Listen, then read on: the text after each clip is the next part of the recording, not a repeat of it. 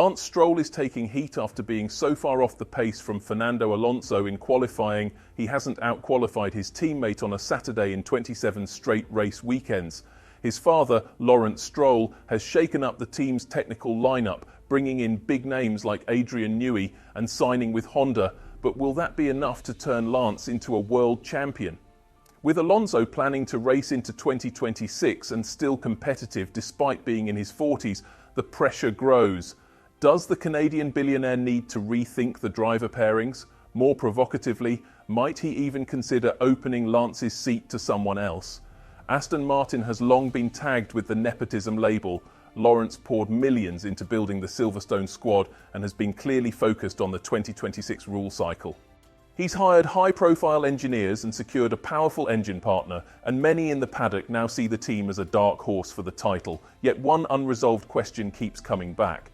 What will happen with Lance's place in the car?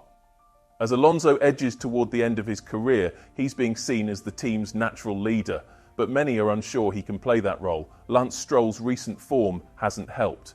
Over the past couple of seasons, he's been inconsistent, and that has cast a shadow over the work his father has put into the team. Right now, both drivers sit on 26 points, but the qualifying numbers tell a different story. Stroll hasn't out-qualified Alonso for 27 straight race weekends. His angry reactions after Saturday sessions in Qatar 2023 and this year's Barcelona GP suggest he's finding those sessions particularly tough. True, points are awarded on Sundays, but starting higher on the grid clearly improves your chance to score big. Rumours that Aston Martin are purposefully holding back to gain extra wind tunnel time next year don't add up. Since Newey's influence became visible, the Silverstone team has been actively refining the car, and it's generally improved, yet Stroll says he doesn't notice the changes, hinting that maybe the upgrades are helping Alonso more than him. If Aston Martin really wants a car that can fight at the front in 2026, feeling comfortable about the current setup isn't good. Ralf Schumacher argues that if Lawrence Stroll wants real progress, he must remove Lance from the seat. In his view, a father serious about winning would put results ahead of family ties, and Lance's 27-0 qualifying deficit to teammate Fernando Alonso underlines the problem. Ralf says Lawrence will have to rethink the driver lineup completely if he's aiming for a world title. He knows it's a hard choice, but it's necessary. Right now, Lance seems to be protected by a safe bubble. As long as his father is involved in F1, he'll keep a place on the team. Still, Lawrence's ambitions go beyond what we see on the track, and it's worth remembering that without Lance's presence, the Canadian billionaire might never have entered the sport at all. He opened the door to Williams by sponsoring the Grove team, and early on Lance looked like a real talent. 40 points in his rookie year and a podium in Baku. When his father bought Force India, it basically secured Lance a place in F1. Going back to Formula 3, Lawrence also bought Prema, the only team using the Williams wind tunnel he paid for, which looks like a move to reduce rivals on the grid. That suggested Lance's route to the F3 title might have been smoothed out, but it didn't quite play out that way. More recently, Lance often appears unhappy or checked out at events, especially in press conferences, which makes some people think his passion for racing is low. That clashes with claims from his former team boss that Lance works hard and spends long hours in the simulator. Viewed together, Lawrence's actions reveal the way he approaches his son's career, and Alonso became the second world champion the Canadian driver got to team up with after Sebastian Vettel. Lawrence seems to be trying to force a winner's mindset on Lance by surrounding him with ex-world champions. Learning from people who've already been at the top is as good as it gets. From karting up to F1, you'd be tutored by seasoned racers who've faced far tougher tests. But money can't buy one thing: raw talent. You can stack the team with star drivers, top engineers and cutting-edge tech. But if your son doesn't have that championship DNA, it's unlikely to happen. It's possible Lawrence hasn't accepted that yet and is waiting to see how the new rules play out.